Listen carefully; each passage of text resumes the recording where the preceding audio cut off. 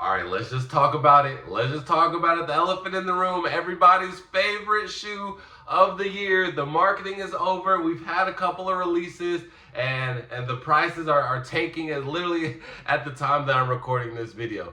Yeah, we're going to talk about the 85 Breds. This is going to be one of my favorite release recaps where we talk about the whole entire shoe. How did it go with the releases? Was it easy? Was it hard for you to get? Are you going to get it on the aftermarket? Was people feeling it? Was people not feeling it? Oh yeah, we're going to talk about everything regarding the 85 Breds in this video. And I'm really excited because I know a lot of people had so many different think pieces, and a lot of people switched sides. Because let's just get straight into it, man. I want to start at the very beginning when it comes to these 85 Breds. Let's take it back to around January, man. So January comes around and we get info that the 85 Breds are going to be releasing for All-Star Weekend in February for retail at $250. And oh my gosh, there were so many tweets, there were so many think pieces on the internet saying, 250 retail? Oh, these are going to sit. Oh, nobody wants the 85s. The shape is kind of off. It looks a little funny. Oh yeah, Jordan 1s are dead. These are going to sit. See, that's all that 2024, 2023 energy, or just fake energy in general, because these same think pieces changed immediately when the announcement that there are only going to be 10,000 pairs of these shoes. Oh my gosh, everybody switched up. Man, who's gonna have them? Man, I need these. Oh, these are the OGs. These are the original ones next to Jordan. Yep, I'm here. I'm just steady in the background looking at them. Yep, y'all already changed. And I knew that they weren't going to sit, because if you have any prior knowledge when it comes to sneakers, all of the 85 highs are always extremely limited and are always just the hottest commodity out. They literally never let any of these sit. Like we've already had these. We've had the shadows. There's been a couple of 85. So history repeats itself. I didn't think that they were going to sit. Now, did I think that they were going to do good? No, I didn't think so. Because again, some of those statements, in my opinion, are true. Like Jordan 1s are dead. There is a lot of people that don't want to pay retail at $250 because a lot of people over the couple past years have been spoon-fed and just getting shoes on sale or just not buying shoes in general. So I thought that was going to be an interesting thing to see. But that quickly changed. Oh my gosh, how quick things change, man. Once they announced that 10,000 pairs, oh my gosh, it was an automatic need. This is a grail. This is a collector's item. It changed immediately. A lot of people were asking, man, where are we going to get these shoes? And before we even found out, Jordan, they did an amazing job with the marketing. At first, we saw, a commercial here and there at the NBA game, then the NFL game, seeing a couple celebrities, couple influencers posted. I said, okay, that's pretty dope. We haven't seen that in a very long time from Nike and Jordan, so kudos to them. And then it started increasing even more. They started blurring out they're censoring their profile pictures on Instagram. Then they took it up a notch. They said, oh yeah, we're just gonna and ban our social medias. So if you went to go to Jordan Brand's Instagram, it was not there. It was deactivated. So obviously all of this marketing is causing commotion, like, oh my God, what are they doing? And for the people who are aware, they're like, oh my gosh, something big is going to happen. So then we get the next big news. It's only going to be 23 stores that are carrying it. Oh, how people were mad.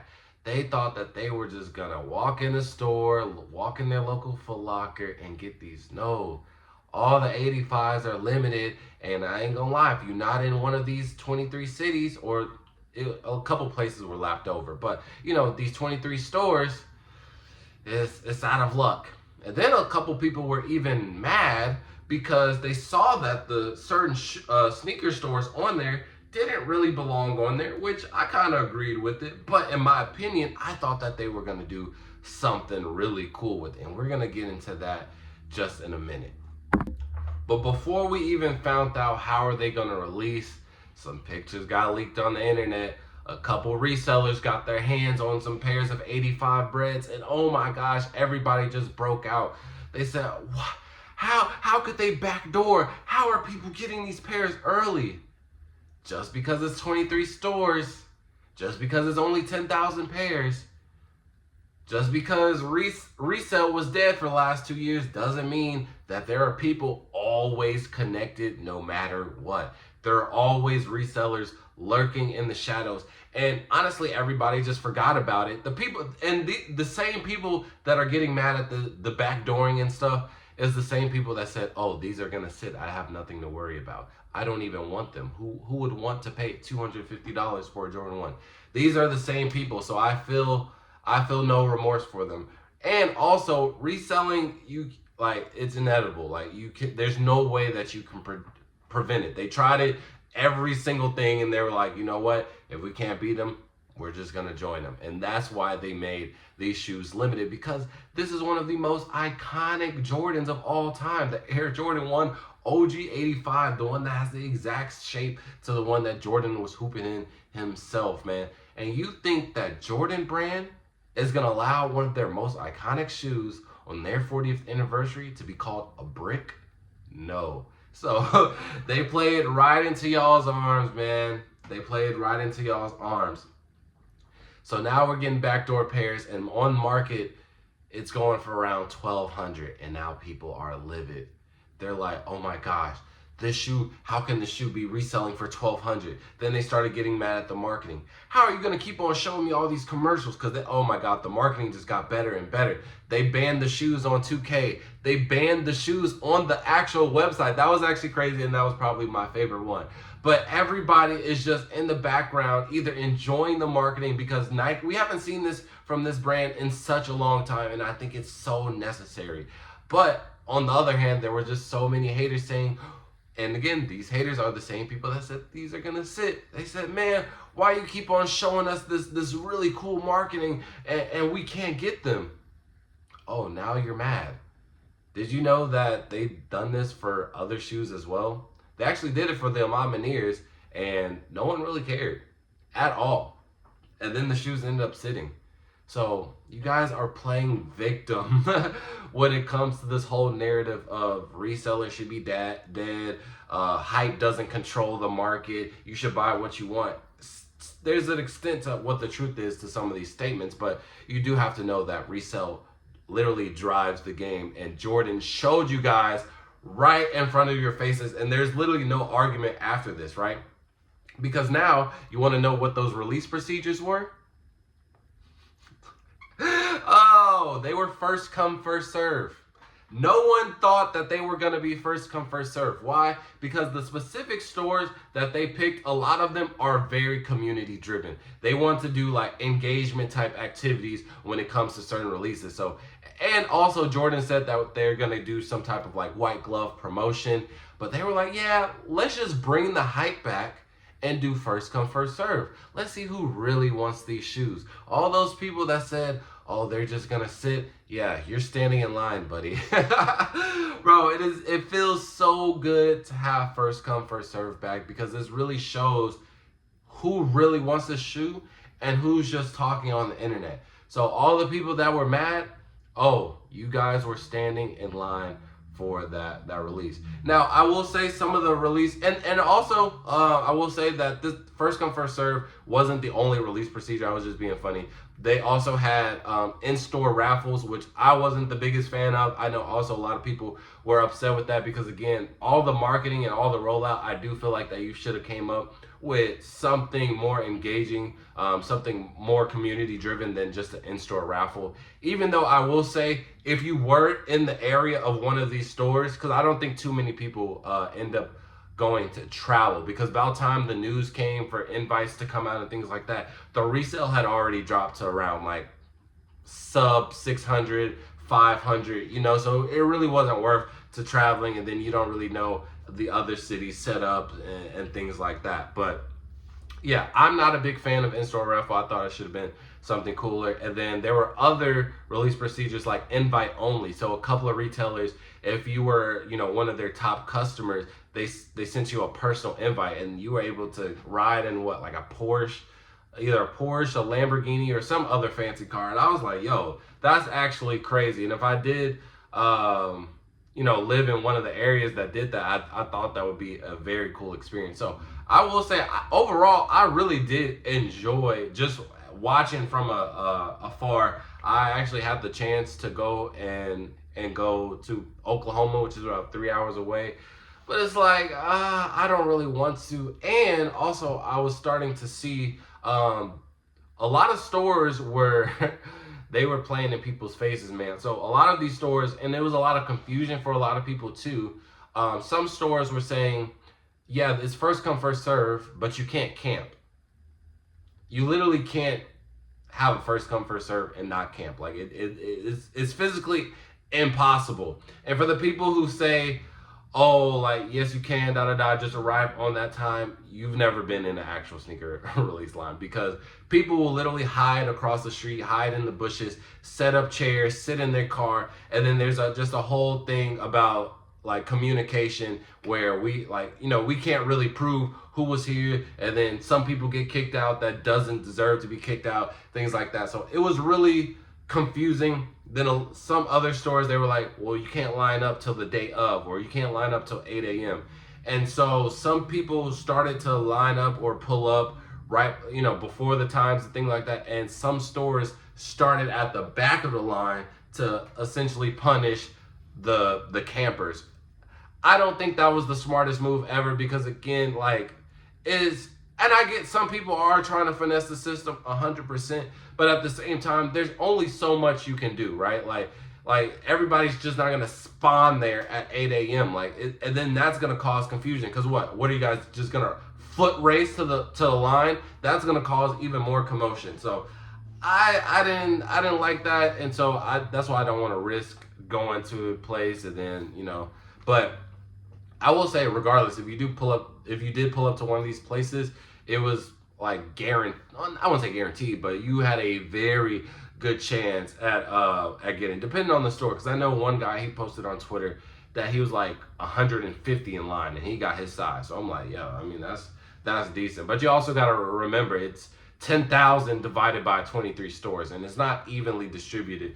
But that's still a good number just locally, you know what I mean? Not having to split with online people, just the people in your city, and really the sneakerheads in your city. So the release, it was, I feel like it could have went better, especially just for the amount of rollouts that they did. But other than that, it was a very good experience that I feel like sets the tone for the rest of 2025. You know what I mean? Like, it's bringing that OG sneaker game feeling back. Like, we're getting first come first serve. We're getting people talking about shoes again. We're having some controversy in the community about stock and is it gonna sell, and what people should and should not be doing when it comes to this release. Like, I really do like that, because it just means that everybody's back interested again. We were at a point in time, even for me, like my life literally revolves around shoes, and there was a strong amount of time where like shoes never even came up in conversation. I had nothing to do with a pair of shoes. Like,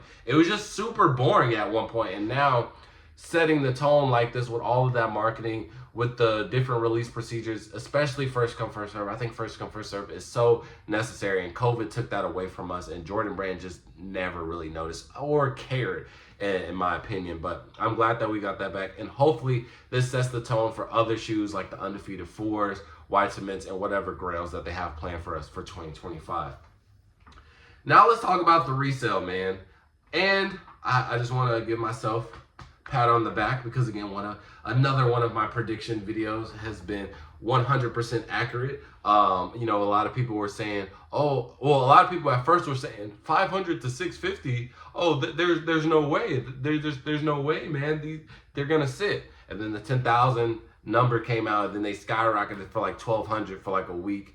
And then it immediately came down when retailers were like, hey, we can start selling them, and they found out they were first come. So that was just an easy backdoor method. So now they have stabilized in that 500 to 600 range, and I was right. And honestly, it'll probably go lower by the time I post this video, to be honest. I don't know what they're at, but I don't think they're like, because you got to think about it. There was only a niche, there's only certain niche people that really wanted the 85 Breds, and I think that 10,000 number just kind of did a fear of missing out for a lot of people, man. And they didn't really want it, and then now that they have the opportunity to get it, and you know they have it in hand, like they want to quick sell it, so they're just gonna drop it off real quick, and that's obviously gonna lower the value. But I don't think there was really any real interest in it. You know, I think there was just a lot of OGs just trying to hype this up as much as possible, because you know this is their bread and butter. This is like, you know, their one connection to Michael Jordan himself. So I'm like, I don't care, because I'm not in that conversation. But you feel what I'm saying? I ain't really in that conversation. But I don't think that, like, outside of those people, I don't think there was a real interest, because you really got to think about it. Over the last couple of years, this same exact shoe has been released in some form of fashion. like they just kind of repeated the shoe, but since it's the 85 Bred, you know, it's something different. So the resale is probably gonna go a little bit lower by the time this video gets put out. And I think people are going to get mad that it got lower, just because I think people are also going to be mad at the fact that if you were in the area, it was pretty much easy to get the shoes. You know what I mean? So this one was a real roller coaster of a ride, but truly I did enjoy it. Like I said, I didn't participate in it. I just watched the chaos from afar. And I'm glad, because this literally sets the tone. The sneaker game is back. I said it in other videos that it's either gonna take a catalyst, or it's gonna take a couple of months for people that are continuously missing out, for them to realize, oh wait, hold on, I gotta actually try for these releases. Wait, hold on, I might have to find my plug's number in my phone again. You know what I mean? So I think balance is finally being restored. I think there was a major reset. I do think that at a certain point, reselling got a little bit out of control. There was just way too many people coming in the game, not really appreciating it, and to an extent ruining it. Then we had it to where it was just a constant decline till it got to its very, you know, bottom.